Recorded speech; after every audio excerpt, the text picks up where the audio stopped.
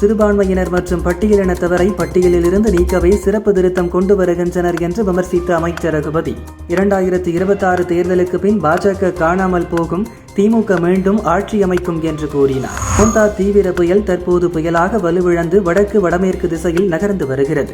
அடுத்த 3 மணி நேரத்தில் ஆழ்ந்த காற்றழுத்த தாழ்வு மண்டலமாக வலுவிழக்கும் என்று இந்திய வானிலை ஆய்வு மையம் தெரிவித்துள்ளது. விருதாச்சலம் விருத்தகிரீஸ்வரர் கோவிலில் வள்ளி தெய்வானை சமேத முருகன் சுவாமி சிலைகள் மீது வியர்வை துளிகள் வந்ததால் பக்தர்கள் பரவசமடைந்தனர்.